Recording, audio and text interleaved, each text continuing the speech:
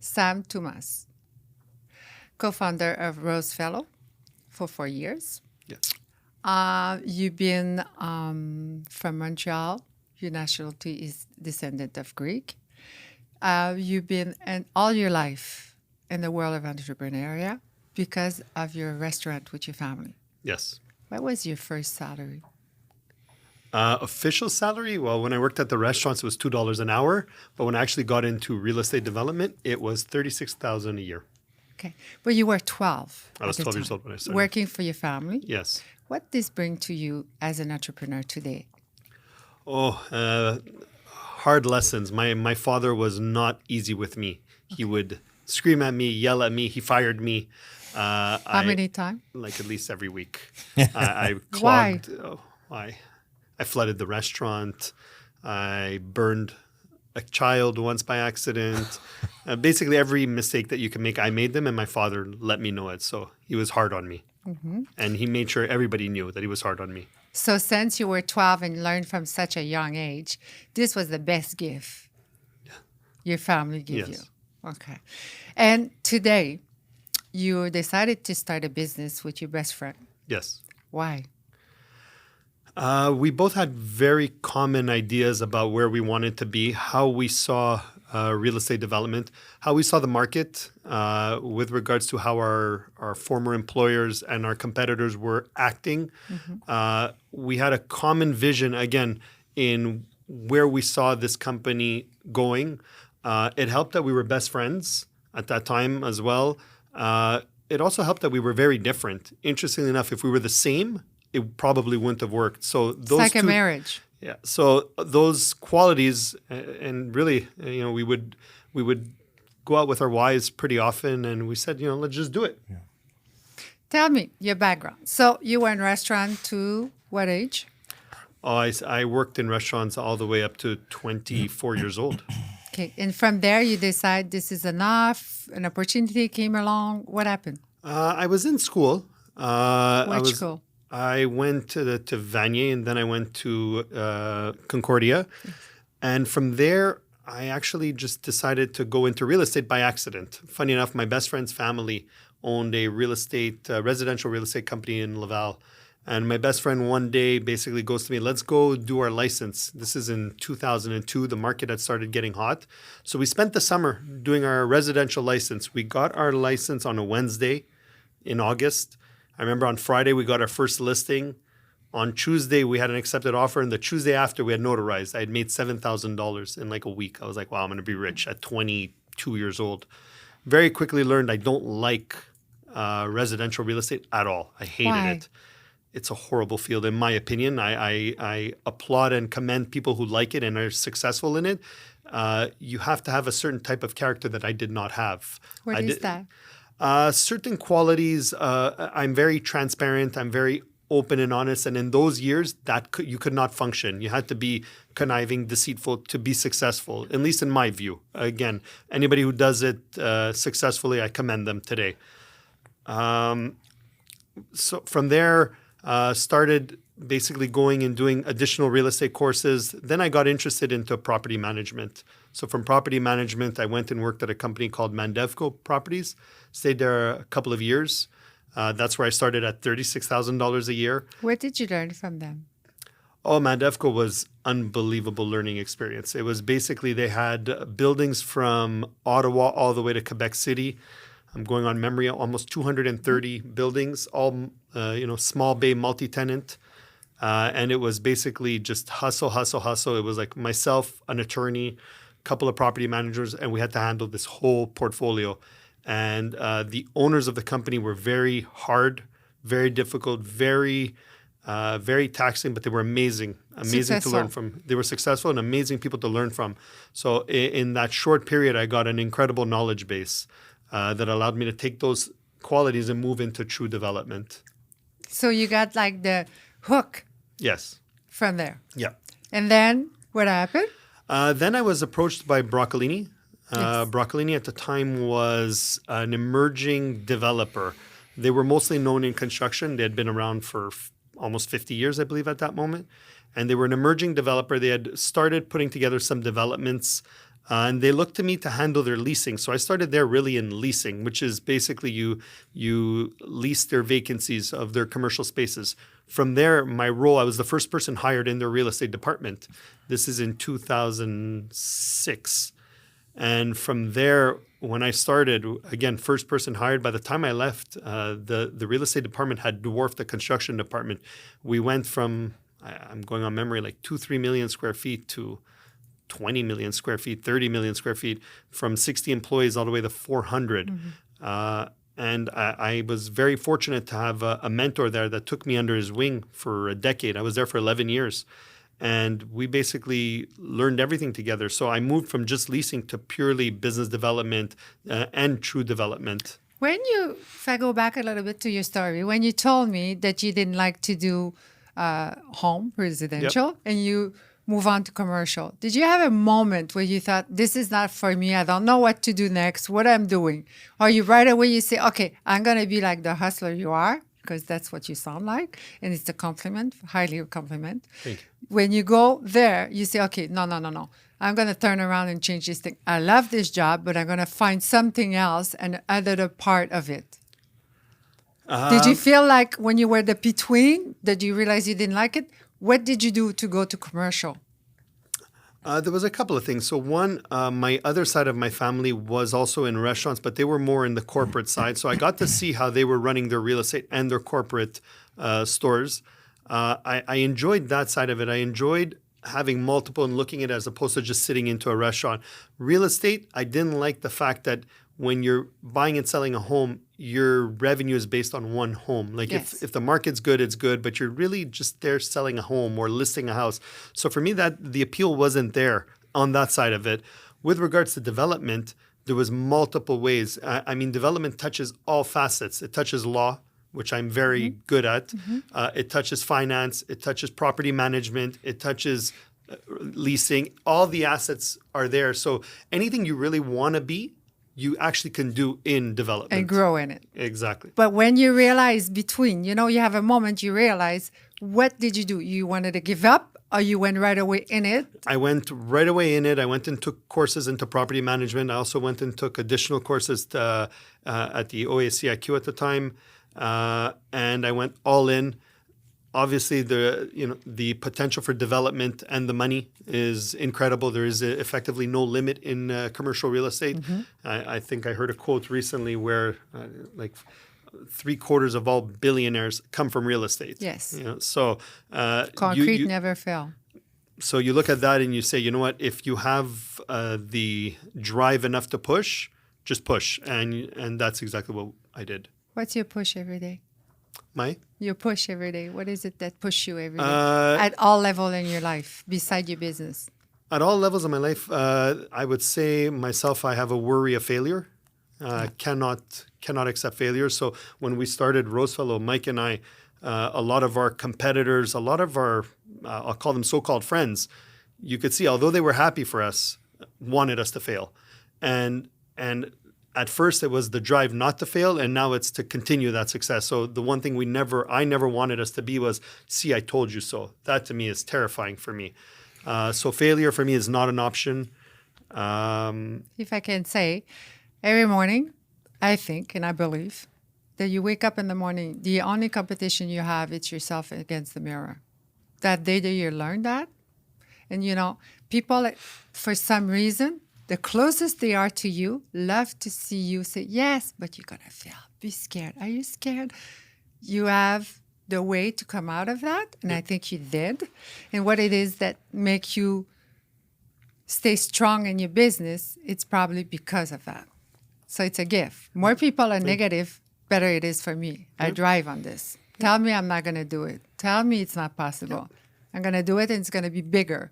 So how in your personal life, let's say that somebody comes at you and say negative thing. At one point, we feel it. Yep. Where do you go? Is it directly to your wife, to your children? How do you reflect and come back stronger?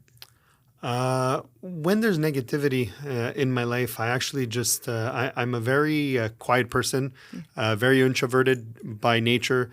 I usually just regress to myself, and I ponder at night. I think about ways to make things better. I'm interestingly enough, I'm a comic book geek, so I'll immerse myself in the world of comic books. I'll read comic books at night. And that for me is what does. But a drive for success, a drive not to fail. That's really what pushes me. It's pushed me from a young age. My parents, while in the restaurant industry, were not overly successful. So I saw a lot of hard days and good days. It's hard in restaurant. It's hard. We didn't grow up very wealthy on my side. So I saw the bad side of it. And I swore to myself, I would never live that going forward. What's wealth represent for you today? It represents freedom more so in the fact that you don't have to worry about things that a lot of other people worry about: paying your bills, paying your mortgage, the lights being turned on. Like these are the things that you don't have to worry. And when you remove that from an equation, usually life, you have other problems, but that side of it is not something. And a lot of marriages, suffer because of money problems. Well, you Yes, remove three-way. Marriage is sex, children, or money. Yeah, That's so a three problem. If you remove that already, you're ahead of the curve. I think that obviously, my partner and I were relatively young. Wealth also allows us to have fun. I'm 42. You're my young. partner's Soon also 43. soon 43. 43. We're both at an age where we can enjoy certain privileges that we weren't in our 20s. It's fun now. Like which one? Buying a nice car. What's your biggest craziness thing you did since you're successful? Up to today? Craziest thing. I mean, one thing we do, we spontaneously travel. We're often in Miami. That's a nice privilege to have, to be able to pick up and go, and take off for a long weekend when you are self-employed, because you are in control of your calendar. Sam, who's Roger Plamondon? Roger Plamondon was my mentor at Broccolini. Roger is, in my opinion, one of the smartest people I've ever met. He was vice president at Broccolini. President of Broccolini's real estate department. When I started there, he wasn't an employee. He had come in as a consultant. He's formerly head of real estate for Costco, I think, then Home Depot. Truly a person of great knowledge, very charismatic, very, and he took me under his wing. That's really it. He took me under his wing for a decade, gave me some hard lessons. Which one? Which was the hardest one you learned from him? Oh, the hardest one? Well, I'll say, look, the best lesson he ever gave me, the best one was he gave me the ability to feel confident in meetings. So he told me, if you're ever in a meeting, answer the question if you're asked. But he gave me some advice I'll never forget. He goes, if you make a mistake, I'll cover you. But he goes, if you're not sure of what to answer, don't answer. No. And he goes, if you make a mistake, we'll sit down, we'll look at it. Don't make that mistake again. So that confidence allowed me to take charge in meetings that before I didn't have. Roger actually just recently retired. I think his last day was at the Montreal Real Estate Forum, where Mike and I were very privileged to actually give him a send-off on stage. So that was something that we were very proud of doing. You should be. And even though he's my mentor, he's very well known and respected in the industry, so much so that even Mike paid respects to him. Do you think to start Rosefellow with your best friend was a dangerous thing to do? Not one bit. I always said I would never work with family. I would never work with my spouse. I think that is dangerous. Starting it with my best friend worked so well, again, because we have very different strengths. We were both actually doing the exact same things at our competing companies. Mm-hmm. But when we started working together, we saw how different our approaches, our styles, our mannerisms, and our strengths were, that automatically we knew that we would complement each other. I don't think Rosefellow would be even remotely successful without each other. And we really do bring each something. So to me, if one of us left, I think that would end Rosefellow right away. You just answered a question that was farther down the line, but I'm glad you say that. Thank you for saying that. No problem. And you think you will still be friends? Friends? If you Forever. Forever? Even if Rosefellow was done? Forever. How long you been friends?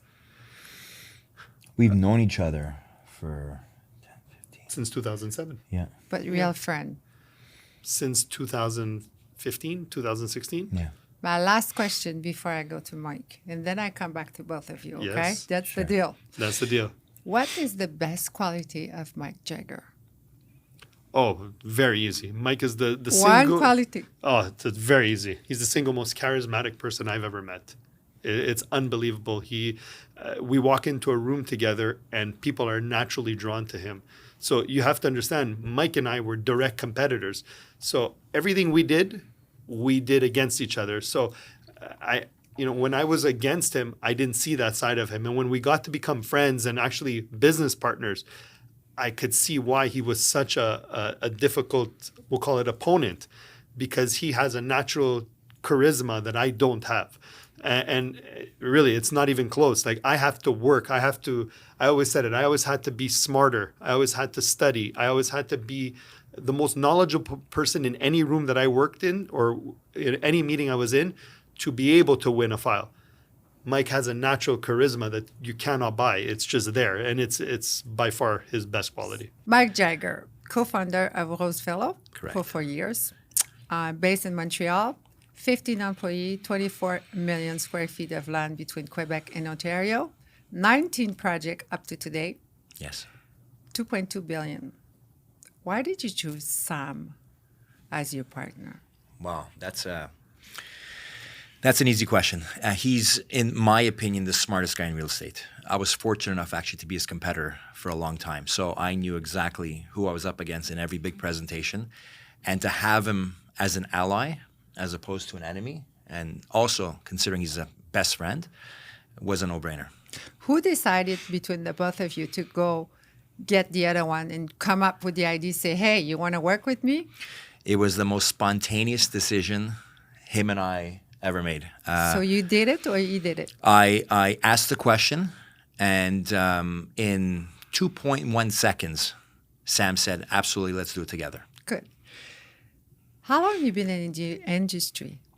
In real estate, it's been over close to 20 years. Why? I worked for my father, who was in textiles all my life. I was born in that business. You too, entrepreneurial. Absolutely. And I was groomed and raised to be the next president of that company. I didn't enjoy the textile business, but I felt a loyalty to my father to be part of that because that's what I was groomed to be. From the age of 4, he'd walk me around the factory saying, who are you? I'm the president of the company. That's what I was born into. And but as I grew older, I saw the things I didn't like, which was the type of business I was in. What did you didn't like about that business? The manufacturing part of it didn't interest me. Textiles didn't interest me. What I always wanted to and I had a passion for was real estate. But because of my loyalty to my family, I said it's something that maybe I'll do one day as a pastime. When my father finally decided he wanted to sell the business, Yes. he asked me if I wanted to take it over. I said absolutely no. So you work from the beginning. You finished school, and you went to work for the company. So I never really finished school. I was in Egypt. My father got very sick, and my sister, who was actually running the company at the time, said she needed help. So I decided at the time to leave college to go help my sister from Toronto. So I packed my stuff, moved to Toronto by myself, and ran the business from Toronto, which is basically the northeastern states and the western part of Canada, while my sister ran the corporate head office in Montreal. When my father got better, we decided as a team that it would be best to sell the company. And I was extremely happy about that. I was uncertain about my future, though, because I didn't have an education beyond Egypt. But I was happy because I can finally do what I wanted to do, which is get into real estate. And how old were you at that time? Probably 28. What did it to your father when you say, okay, I'm not going to take this position? I'm not interested. He was worried. He said, how are you going into a field like real estate when you know nothing about it? How are you going to provide for yourself, for your family one day if you don't know anything about real estate? And I said, Dad, I'll figure it out. That was my answer to everything. I'll figure it out. Took a leap of faith, took my course in real estate, and wanted to be a real estate developer, but knew that I needed a lot more experience than what I had. So I decided to be a real estate broker at CBRE, where I did do industrial properties as a real estate broker and did that for about 3 years. before I was given an opportunity to work for a large real estate developer. Who gave you the opportunity? A company by the name of Montoni. So Dario Montoni, the president, gave me an opportunity. And my initial comment was, I can sell anything, but I know nothing about construction. And he said, you know what? You have what it takes, which is sales. You can't teach that. You either have it or you don't. Construction can be taught. And I spent the next 10 years learning about construction, acquisitions, dispositions, and everything that had to do with development. He was a great mentor. He taught me everything that I know. And it just came to a point where I told myself, it's probably time to try this on my own, to take that next. Were you scared? Of course. Married. Of what? Failure? Failure. How do you feel about failure today? Failure is scary. And why? Because when I was young and in my dad's business, there were times when obviously textile moved over to the Orient. My dad was manufacturing here in Canada. And I remember going to bed at night and hearing my father, my mom talking about tough times. Worry. We're going to remortgage the house. Again, pour more money into the business. And I promised myself as early as the age of 12, 13, that I would never want to have those kind of worries upon my kids one day. The same way I went to bed, nervous and scared, I never wanted my kids to live that. So those fears arose, thinking, okay, well, if I'm going to take this leap of faith, now I got a wife, now I got kids.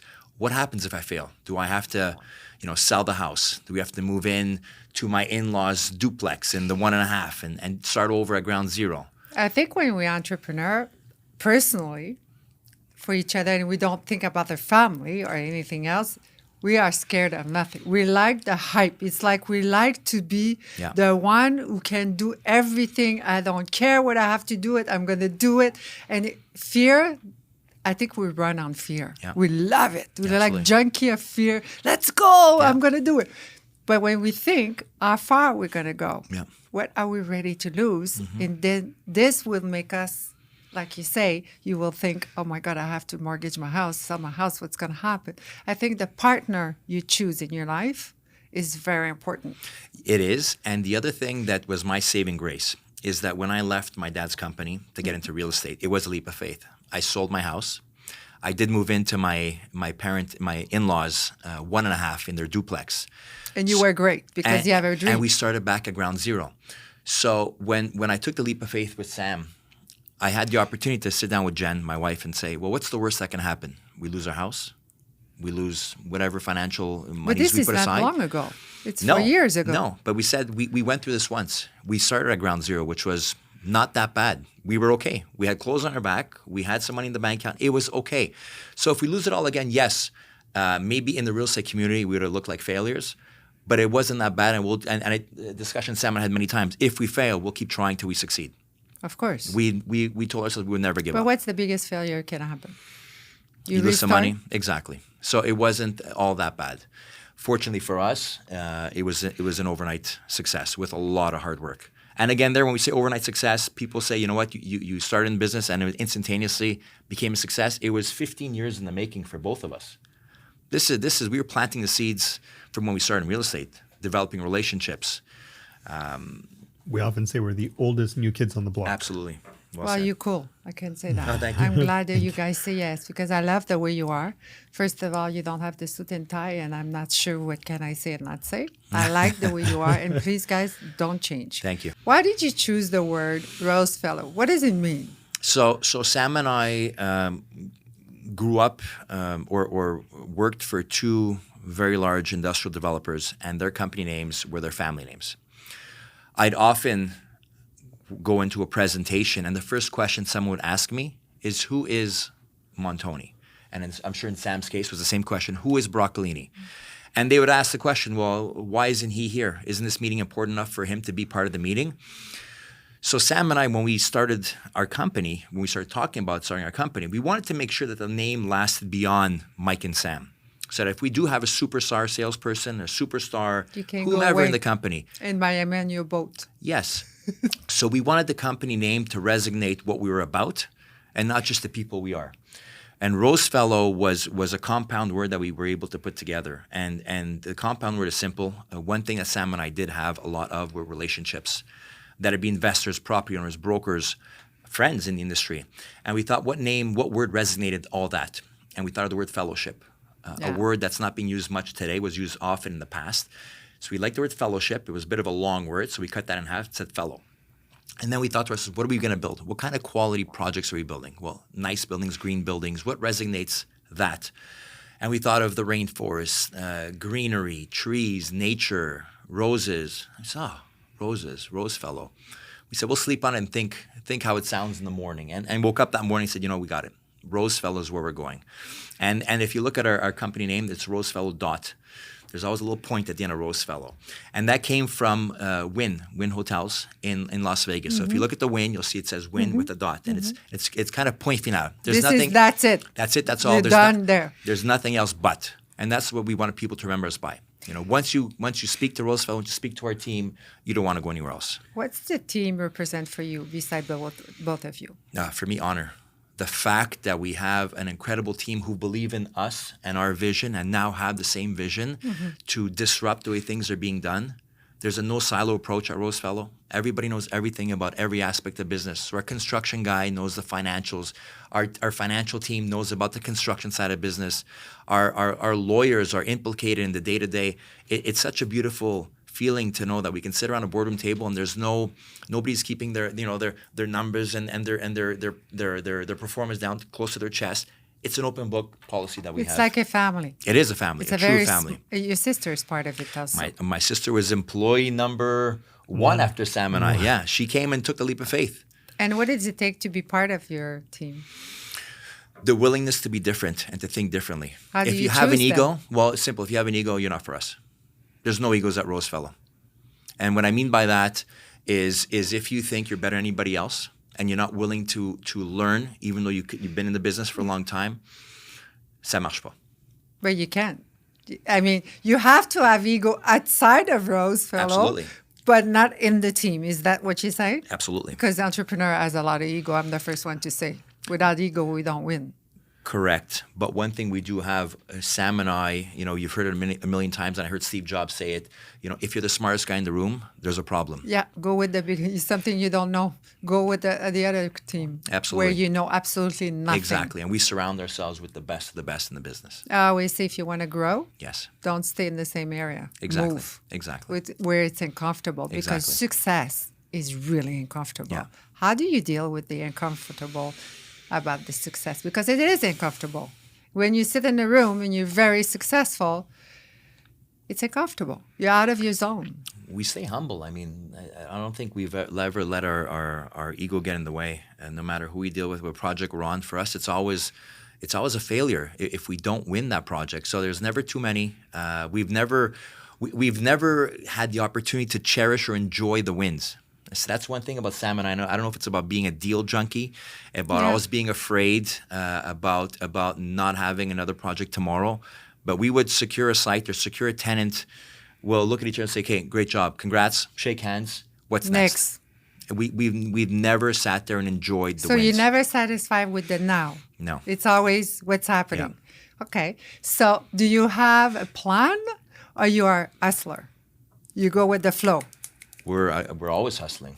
Yeah, of course. But is it plan on paper? Let's do this in the next 3 months, because this never worked, by the way.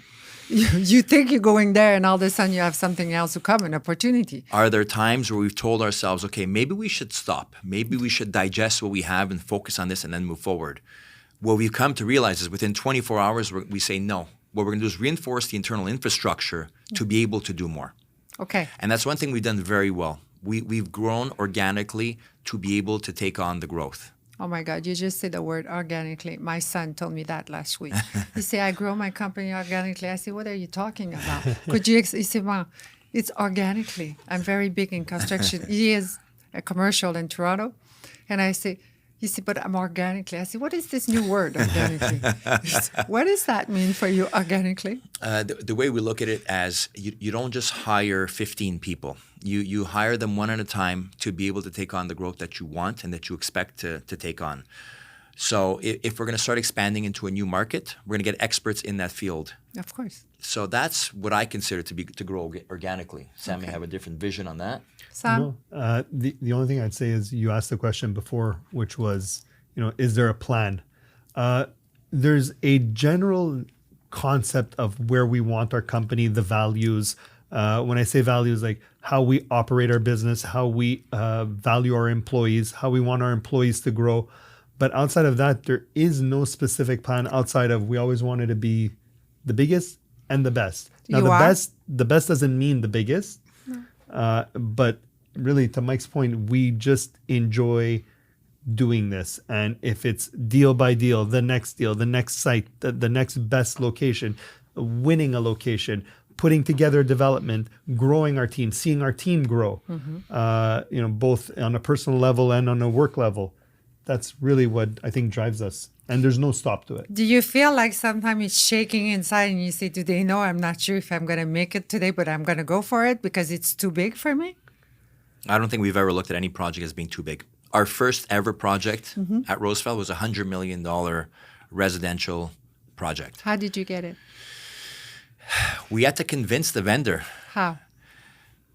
By letting him know that this was everything for us. That failure on that first project was failure for Rosefellow. Yeah. Which is a lot more than some of our competitors, which were a lot larger. That if they would, put the property in the contract and decide to let it go, it was just another deal for them. For us, it was our reputation.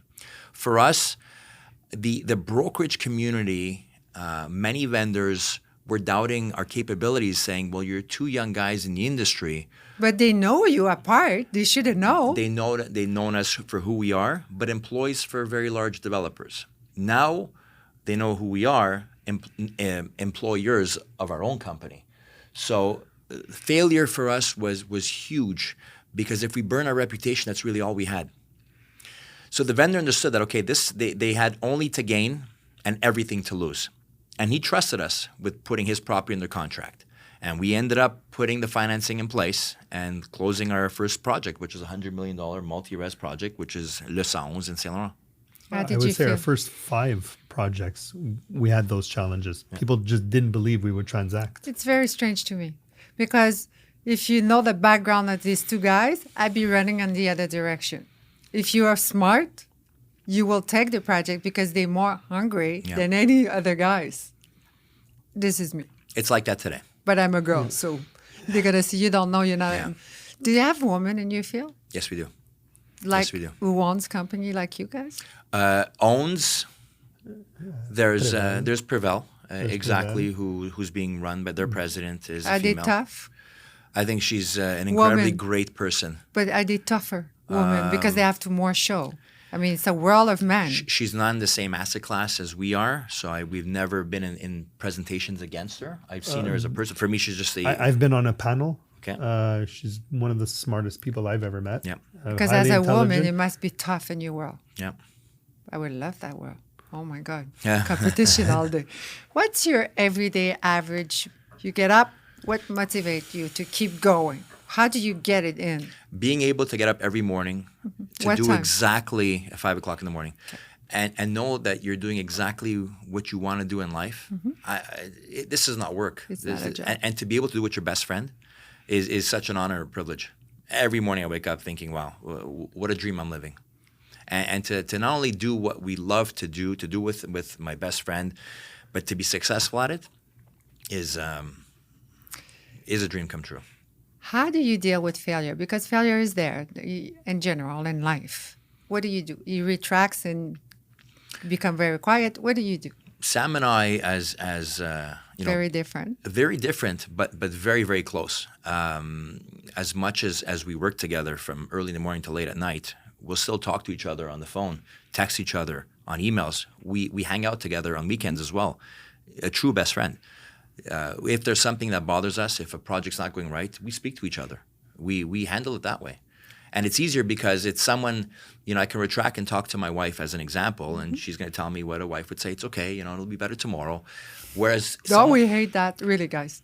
No, but it's hard because they're not in the field. They're like, it's going to be okay. You're right. Don't worry, you're the best. You don't understand. I need somebody to talk to. But when you can talk to your partner and you can strategize, okay, what do we do next? How do we handle this? What can we do? It makes things a lot easier.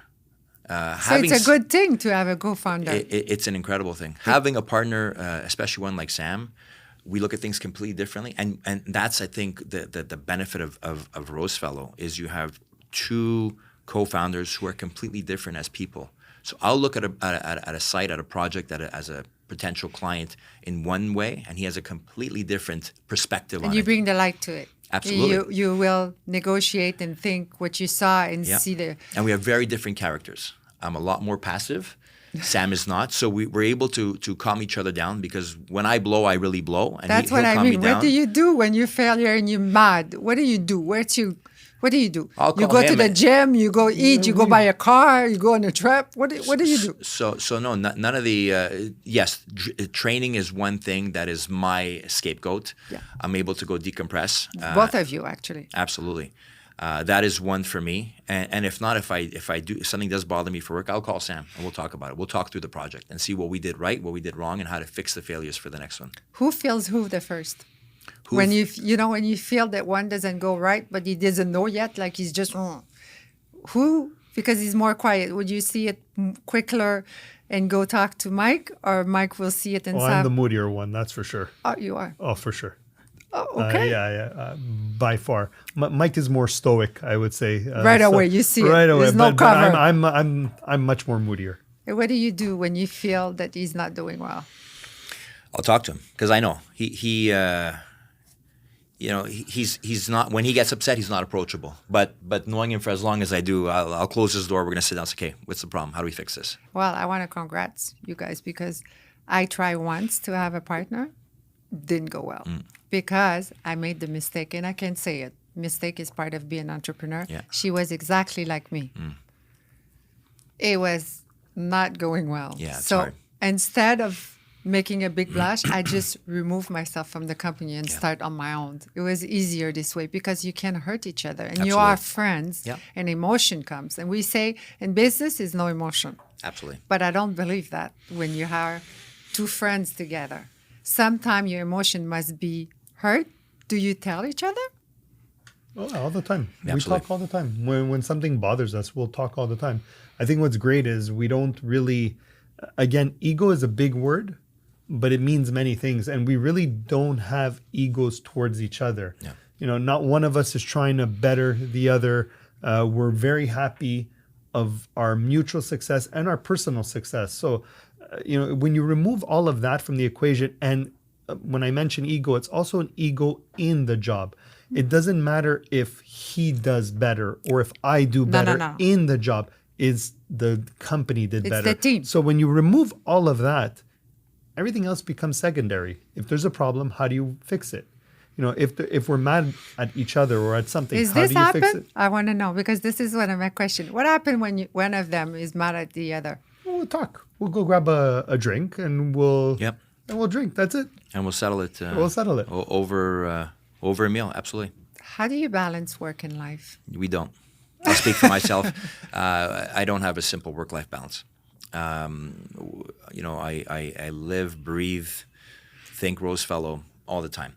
And, does it put strain on a marriage? Of course. Absolutely. Yes. But you need a partner who understands that.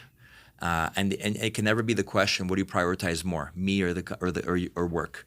It's never been asked, but it's been very clear. I'm taking a leap of faith by starting my own company. This will be a priority. I will make time for my wife and kids, but for this to be a success, it's not a 9-to-5 job.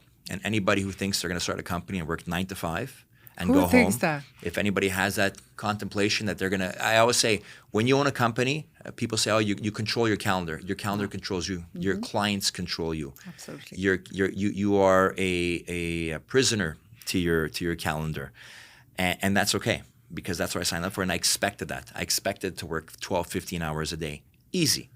And I walked into it with that mentality, and so did Sam. But we were both workhorses before ever starting this company. We never worked 9 to 5. We always worked long hours. We always, even for our previous employers. You have to go out a lot to entertain. You have no choice. Clients. But even when it's not entertaining clients, we're at the office till late hours of the day. Our staff is there till 7, 8 o'clock at night. Not because they have to, because they want to. Yeah, of course. So we create an environment where we get things done. But it's okay to work 12 hours one day. But if our staff says, listen, I want to take Friday off and hang out with my girlfriend, my wife, whatever it is, absolutely. We're not a 9 to 5 company. We're kind of get your shit done. And when it's done, do what you want to do with your life. How do you feel about how do you do it for work? Work-life balance? There is none. None. It's basically your work and your life are intertwined, and everything has to work. And if it doesn't, then nothing will work. I mentioned before, I come from the restaurant world. The restaurant world is also not a 9 to 5, but there's actually one major difference. It's 7 days a week. And most men that worked in restaurants over the years would have 1 day a week off. And it would either be a Monday or Tuesday or Wednesday. And that was it. So I grew up, I would see my dad or my stepdad on a Wednesday, and we would have supper only on Wednesdays. And you'd go to weddings, you'd go to events, birthday parties on the weekends, and there was never a man there. It was kids and wives. Absolutely. So I look at this now, and I almost see it differently. I'm like, it doesn't matter if we're at the office 15 hours a day, Monday to Friday. The ability to go to a wedding on a Saturday, because in development, the weekends the office is closed. That's already an advantage that a lot of people don't have, and we have that. So it doesn't matter Monday to Friday if we're out every day. The weekends we can actually spend them with our kids, and even if we get together and talk a little bit about work, we're friends. Our wives are friends. We talk with work with our wives, and that's the difference. I think entrepreneur, very successful one, their partner know not to ask.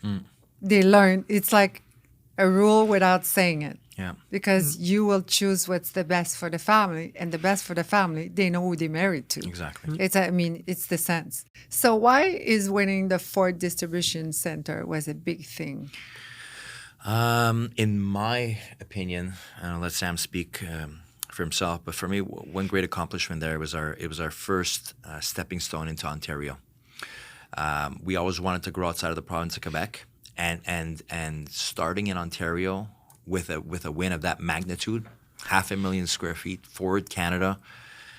Wow, what an accomplishment! And talk about penetrating a new industry, a new market, I should say, to the entire real estate community. Rosefellow coming into Ontario, and they start off with a 500,000 square foot project. That was huge. It goes to show the trust that the client had in us, Ford Canada, but more so, our ability to grow outside of our province. And Ontario, someone told me, my son, that you have union in Ontario. Do you have union here too? There is. It is? There is. Absolutely. The great thing about us is we're very lean as a company. We have 19 different developments across Quebec and Ontario. We're able to do that many projects because we don't act as general contractors. We will choose the best of the best in every city, in every province. So the best contractors, the best architects, the best engineers that could supply the demand that we have.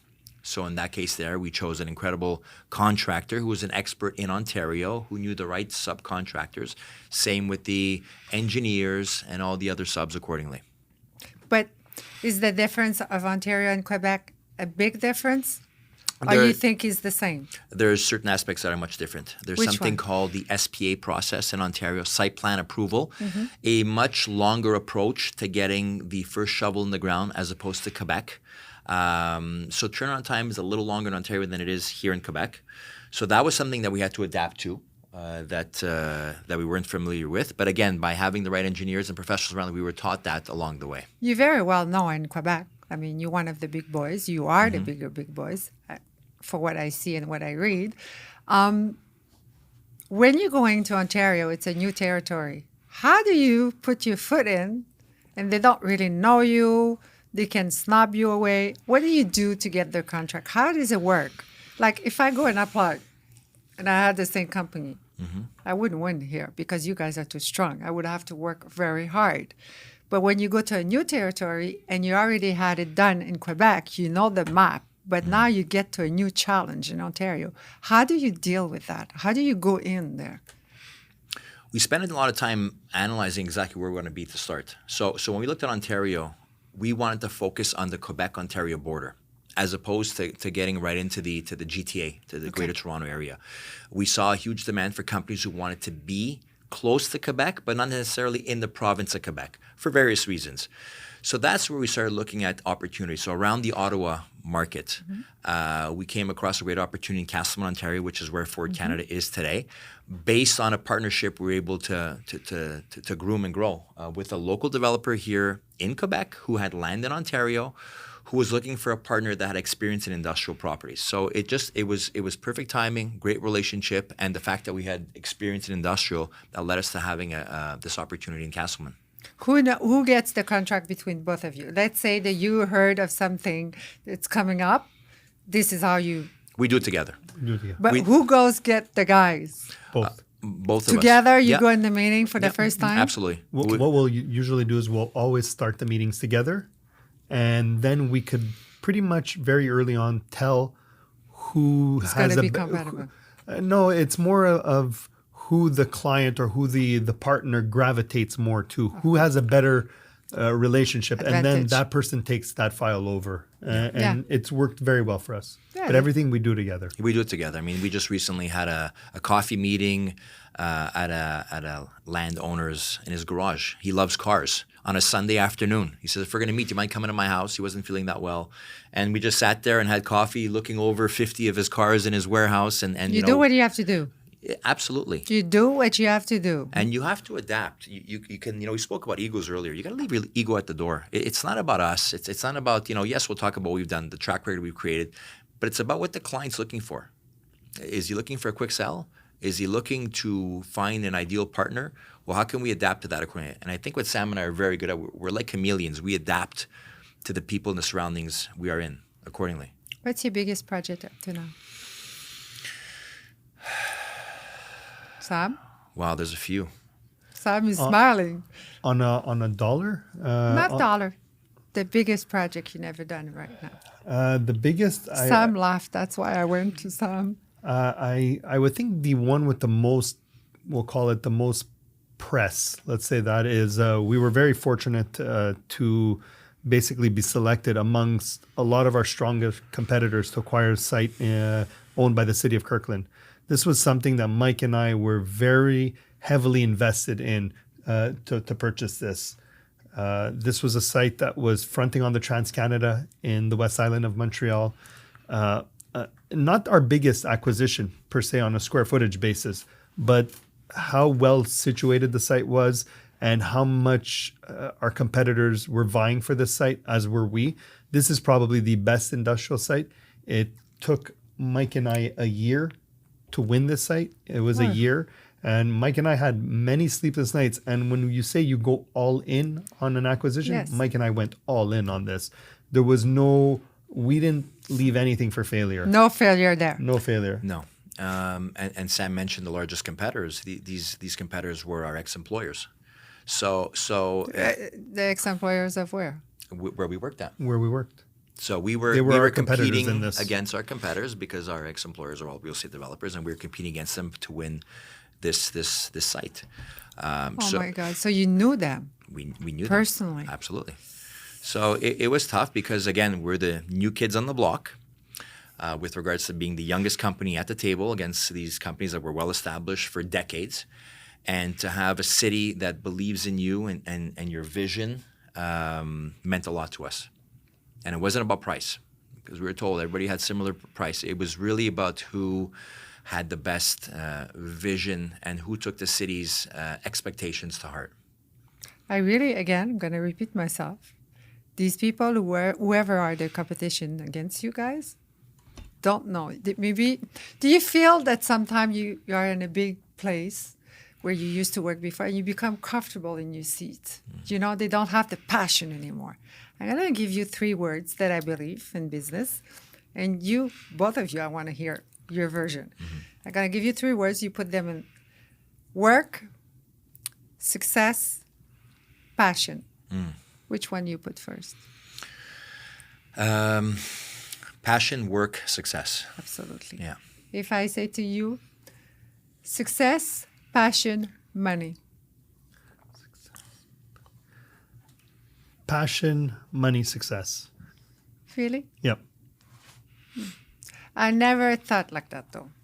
I thought if you have a passion, the success will come no matter what. Look at you guys. Yep. And then the money will follow. No matter what, the money comes. Yeah. But we get scared. And sometimes we think, oh, I need money to do this. If not, I'm going to make it. Or they're going to know I'm bluffing, this is not happening. Do you feel at any moment that you didn't have enough money to make it happen? In our industry, there's you always think there's never enough money to make it happen. There is never enough money. Truthfully, at the level that Mike and I are at, and 2.2 billion. It's not the 2.2 billion. It's every single development. Every single development is hundreds of million. There is nobody at any level in this city or anywhere that puts that kind of money in any project. So even the wealthiest of wealthy borrow money, need partners.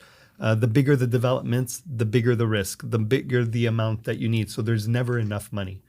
And that's what probably separates people in our industry versus people who just build smaller projects because they get scared by the size of the dollars involved. Truth is, it's the same project, whether you build a $1 billion building or a $50 million building. It is the same project. It's just the dollars involved are much higher. Fear will stop people to grow. Yep. Absolutely. For you have sure. fear, you become numb. You get scared. You downshift. And I don't feel that you have fear. But at one point somewhere, did you had a plan and it was too big and you had to go get some people to help you to stay alive? We always look at projects and look at it and say, who's the ideal partnership for this project? We never looked at it as saying, let's do it ourselves. We rather share that pie with others and grow together. And why? Because we rather do 50 projects as opposed to one. And if we can do that with the right partnerships in place, well, it permits us to grow. How do you find your partner? Proper synergies, same visions. We've been fortunate that in the last couple of years, we've received numerous phone calls from different investors saying, "Hey, we want to partner up. We've seen what you've done. Take our money." The vision, the red tape doesn't intrigue us. Capital is capital, and now it's easier for us to come across from various groups. But now we're very, very picky on exactly who we partner up with. If you partner with someone from the past and it didn't turn well, you must have learned a lot of things. You learn. What is the first thing you learn? To not do it again, but beside that. We're very agile in how we do business. We're able to make decisions on a dime. We need partners who can do the same. If we come across properties, we don't have 90 days to make a decision to go to a notary's office. We have maybe 45 days. You have to be able to pick up a phone call partner and say, here's a property. This is the criteria. Here's a pro forma. Can you get back to us within a couple of days, within a week? Go, no go. When you deal with some companies that have so many layers of red tape, they need themselves 60 days to get back to you. We can't work with firms of that nature because of the industry we're in. Do you always choose the same kind? So you always choose the same kind of people, I guess, who you know where to go. We have different groups. You do? We do How have different many? groups. How many different partners do we have? Various. Different sites, different partnership groups. We start off putting together industrial funds. Now we have less funds. We have very specific strategic partners on projects. Let's say that both of you are called into a project and one of you doesn't like what's going on with the project. Sometimes we don't like someone, it doesn't go, chemistry doesn't go, but the other one really likes the guy. That's very, very easy. What That's do you very do? easy. Yes or no? No, That's a very easy. Yeah. We solved that very quickly. How? That was one of our first discussions we had when we said we're going to business together. If we can't come to terms on a site, on a partnership, we pass. I may love it, he may hate it. If I can't convince him to love it, we're out. Funny, that DNA, I'll call it, actually is how we run our company. If there's one person who says no, it's an automatic no. Yeah. It does not matter. In any decision at any level in the company, we could talk, we could try to convince, but at the end, if it's a no, it's an automatic no. Love That can it. be as simple as hiring someone to buying a piece of land to doing a deal with a specific partner. To buying a pen. I love it. Yeah. Love it. Don't change that. Yeah. No. And it's worked for us. You're a Yeah. very strong personality, Mike. You take a lot of space in the room. We know that. We say that at the beginning. Absolutely. And let's say you got approached by a deal. Yes. And you have a strong personality that I think it's a plus. Thank you. Okay. But the person say, listen, he's too strong. I prefer to go with Sam. So what would you do? So again, Mike and I have absolutely no egos. No. Whoever's the best person to secure a file at any level is the person who's going to run the file. One of the biggest difference, though, is Mike excels in a social environment. That's where he excels. And that allows me, in all frankness, to excel in where I am the best at, which is in the boardrooms, in the meetings. That's where I actually usually will take the lead, where Mike will be much more passive. And that dynamic between the two of us works very well. It's an advantage. I always say, like, he brings in the clients and I close the client. Yeah, because it's an advantage. The time he brings in, you study the guy when he's sitting down or the lady, and then he turns around, he knows you know exactly how to go close the deal. Absolutely. Yeah. Okay, so that is what I want to know. Because sometimes a strong personality can go so far. Absolutely. It's not because we're not smart. It's because we take too much breathing. Yeah. And the inverse is also true. Sometimes I am so headstrong that I am not the right person. And Mike's more passive approach actually works much better with a client. And I've seen that happen many times. Really? Many times. Sometimes my approach is not the right one, and I will back off because I could see it. And he's the better person for it. Cool. Yeah. What makes you different at Rosefellow? Not afraid to do things differently. Not afraid to look at a project in a different way. Also, I think the one thing that we've done differently from the onset is we bring everyone around the table day one. And what I mean by that is we'll look at a site and we're going to bring our architects, our contractors, our engineers with us at the table and say, okay, this is the site. How do we do it? How do we meet the budgets? How do we develop this? Best way for the city, best way as a developer, best way for our investors. And we have everybody's input coming into a project. Whereas in our past lives, a site would come up. We would have our internal technicians, architects draw up a plan. We'd like the plan. We would then give it to the construction division. They would cost it. They would come back being over budget, go back to the drawing board. I'm tired already. Exactly. It was very exhausting. Because it's big. Now too big. Everyone gets to work together day one. So even if the architect didn't know the contractor didn't know the engineers, everybody got to know each other months before the project ever put in the ground. And it's already a team. It's already, that synergy is already there. And you can just see how well everyone works together. So I think having that non-silo approach for us was key to making Rosefellow different. Different question for each of you. Sure. Legacy. Who do you pass on the puck in your immediate family? Not your sister, as children. I will never push Rosefellow upon my kids unless they want to. My daughter wants to be a doctor. She's focused on that. My son's 12. He wants to be a basketball player. God bless him. If they want to get into real estate, I will help them to the best I can. But do you see a big example? I mean, the standard of life, they are very lucky the life they have, I'm sure. Absolutely. They are blessed by money. And I'm happy that we can bless them with that to the extent that they can choose to do what they love for passion and not for money. Exactly. And I tell my daughter when she was 5, Sienna, if you want to be a ballet instructor, you go right ahead. Don't do it for the money. Do what you love to do in life. Money will follow. And you, Sam? For me, what we're doing is my dream. It's not theirs. So I really have no care or desire if they want to enter the business. I would actually say if they did enter the business, go and learn various sides of the business before coming in. I will say, though, from my 2 children, I have a 12 and 14-year-old. Yes. My youngest of the 2 has aptitudes that I could see could transfer into our business. You could see he has that deal-driven mentality, the money-driven mentality that I think is important at the very core.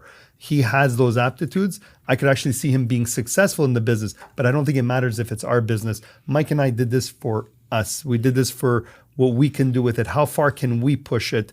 And the great thing about our business is because it's so asset-driven, if we decide tomorrow or in 10 years, you know what, we're tired, we're done. We could easily just dispose of all the assets and close the business. And the kids could benefit and live their lives as they want. Do you think one day you will take Rosefellow to the States? Absolutely. Absolutely. When? When? I'd say within 5 years. Where? I'd love to be in Miami. I think Florida is a great market. I think basically all of the bordering states to the Quebec, to the Canadian border is actually a good thing. Yeah. Boston, Seattle, like on the other side. These are all great. New Jersey is a great industrial market. I see a lot of opportunity. And the reason I say that is because I've traveled to those cities. Mm-hmm. And while the developers in the States and in the rest of Canada are very good, very knowledgeable, I just find they don't have that, I'll call it that Rosefellow touch. And I think we could be very successful in a lot of other places, but we won't jump in unless we're fully ready to. Because you can't go in with one property. You're not going to make a difference. You're not going to make a mark. You'll make a little bit of money. And to just go to do one, not what we're interested in. What's the next province in Canada? Where the next opportunity is. And it's simple. We are not driven by a certain market. We're driven by the opportunity in that market. And what I mean is if we see that, as an example, there's a huge opportunity in Winnipeg and there's a big demand for industrial space, little inventory, good requirement for Class A industrial space, we will develop accordingly. So I can't pinpoint today and say I'd love to be in Vancouver, I'd love to be in Edmonton or Winnipeg or Calgary. Where we see that there's a need, we will then surround ourselves around the best people for that market and develop accordingly. So, Europe, did you think about it? I'd be focused on the States before I'd be focused on Europe. I have no interest in Europe. Really? Personally, yep. Even with the economy, what's going on, and we know that some countries are coming out with their own money, don't you think the American market's going to be hit soon? I think we just haven't spent enough time focusing on that opportunity yet. I'm sure there's great opportunities there. We just have to dedicate the time to focus on it and to see where. Mm-hmm. But I see you in the States, though. I do. Yeah, I'm actually not worried about the economy and the American economy. Again, we're in a very peculiar niche market where there's always going to be a demand for industrial space, especially Class A industrial space, regardless of the market. And I'll use an example. Amazon will always need a distribution center. Absolutely. As long as there is an Amazon. And if it's not Amazon, the next Amazon, the next Walmart today, there's always a need for that. And the reason being is these companies don't do it for themselves. They need people to do it for them. Mm-hmm. It's just too much. So there's always going to be a requirement regardless of where the market is. What was the project who was the most difficult up to now to do? That you look back and you say, wow, this was hard, but I didn't even realize it was this hard. Well, I think one that was an important learning curve for us was 2800 Andre in Dorval. We acquired a site, like any, where we had the thoughts of demolishing and rebuilding a Class A industrial. Can I stop you? You're very funny. We just bought a site, like usual. Like, people don't do that, Mike. We acquired an industrial opportunity. Okay. Let's make it clear. You're very lucky. We looked at acquiring a site in an incredible market. The West Island is the industrial logistics hub of the Greater Montreal area. And this site was acquired. It was a trucking yard that we were going to redevelop into a Class A industrial building. We learned a lot because of the businesses that we bought with the property, which was all trucking. As opposed to tearing down the building and redeveloping, we realized there was a huge opportunity just in the revenues that were presently there and how we can increase those revenues. That was the only sale that we've done that was a more of a real estate sale as opposed to a redevelopment project. And what I mean by that is we increased the revenues of the property and sold it accordingly without having built anything on the property. Wow. That one hurt the most for me. Yeah. Really? Yeah. Why? Because that was a site that I loved from the beginning. I knew the area very well. Mike and I had targeted that area. We were able to acquire the largest, I would say, land parcel in that area by acquiring a trucking yard. And for me, this is, and it remains so, probably the best developable site in the West Island of Montreal. And the day that we made the decision of increasing the revenue was effectively when we put a big X on ever developing it. And that one just bothered me. Evidently the file was an enormous success. Our partners are incredibly happy, financially speaking. But it was personal. It was personal. Yeah. And how did you deal with it? Our partners are very happy. I'll say that. He deposited the check in his bank account. That's how he became happy as The well. partners are very happy. We love it. Exactly. Put as many zero as possible. Don't stop. Yes. What makes your partnership as co-founder work, if you had to say in one word? Difference. Trust. Why do you trust him? I trust him with my life at any level. Because he if never... I have no worries about anything that I ever do or with anybody. I could leave him with my kids, and they would treat them like they're his kids. I could leave him with my unfettered access to my personal bank accounts, and he would treat it as better than his own. So fully trust. I feel trust in any area of your life. You have trust until somebody show you cannot. Give you a reason to. We have that same mentality with everybody in our company. We tell them day one, we will give you all the trust in the world. Day one, it's for you to take it away from us. And when you break that trust, that's when you're done with us. Done. Yeah. I do the same. And I say difference because we work because we are so different.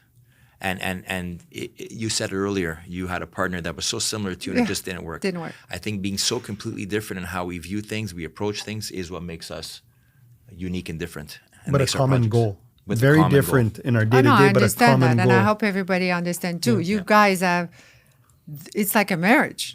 Yes. Like you drink at the same time. I mean, this is like, I hope this is on camera. I mean, you guys wear white and black. I mean, you can tell this is something that goes very far. What will you do if one of you want to step out? This company works for me because of Sam. I enjoy coming to work to see Sam in the morning, to work with him, to talk deals together. If he chooses to go, I wouldn't have the same passion and interest to keep on going. In my opinion, I think I'd be like, okay, you know what? Let's sell all the assets that we have. And if you're gonna go live on a beach in Miami, I'll probably come and join you as well. You say that before too. You say that. Absolutely. I have a question for you now. Yeah. Did success change your life? Did it change my life? I still am who I am. Evidently, you get to be seen and viewed differently by different people. With success comes jealousy, unfortunately. Stress? The stress doesn't really bother me. I've always been okay with stress. It's more different social circles, different opportunities. It's very true what you hear that, success breeds success. People like to be surrounded by successful people. Yes. And there's a lot more opportunities that come about because you're successful. And that's unfortunately true. When you're not successful, you wish for opportunities, and you see a bunch of opportunities come only when you're successful. Outside of that, no, I really am still the same person. Mike is still the same person. We have flashier cars. We have more fun. But this is material. But this is material. But at our core, we're both, we both having fun.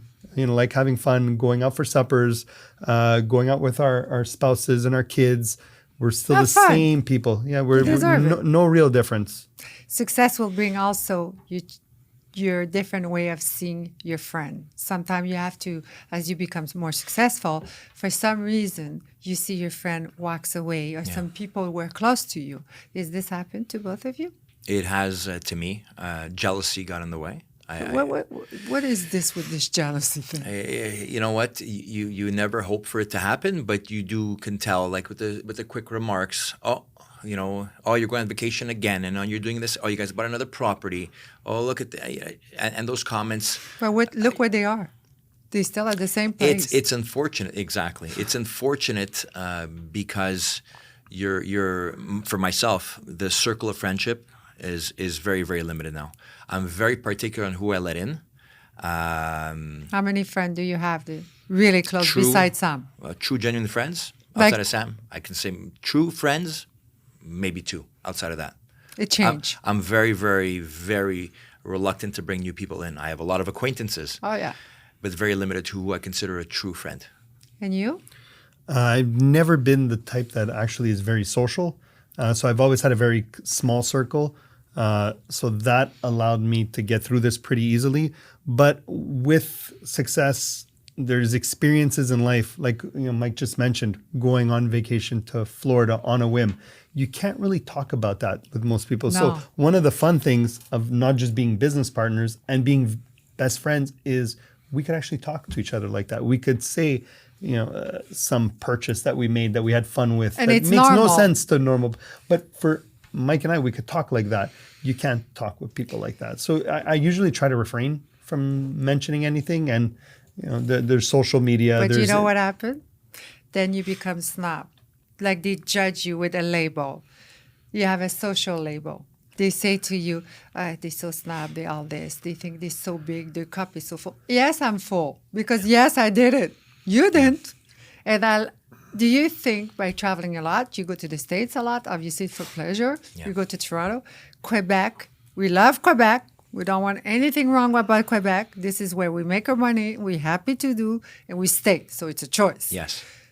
Sometimes we are judged, so we restrain ourselves. I learned to restrain myself. I can never say my surrounding because people will look at me and they're like, is she for real? Yeah. Is she lying?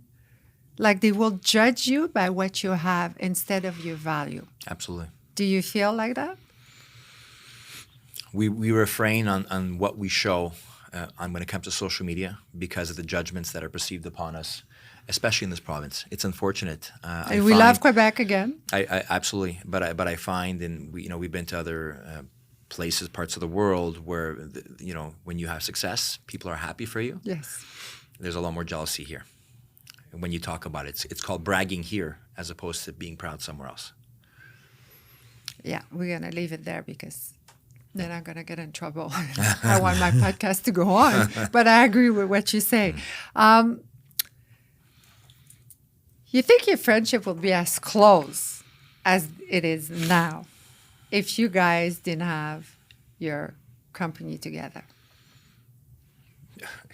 We joke around. People joke around with us all the time. They're like, "Oh, Sam's your 9-to-5 wife." My day. I spend more time with Sam than I do my own wife and my kids. So if we didn't have Rosefellow, we wouldn't spend as much time together. So I think because of Rosefellow, we are that close because we have common interests. Makes sense. It just makes sense. But you think you'd be that close? Without Rosefellow, I don't think so. No. Did you ever believe before that you would be that close when you started? It's funny because, like I mentioned earlier, when I brought the idea up to Sam, I'm saying, "Hey, you know what? I want to start my own company. Do you want in?" And it took one breath of air for him to say, "Let's do it." From that point on, I think we both knew that we were onto something, and it was just going to work. And that first couple of weeks where we weren't really sure, we were gravitating around what our real roles were within the company. Mm-hmm. We just kind of we felt what we were good at without saying anything.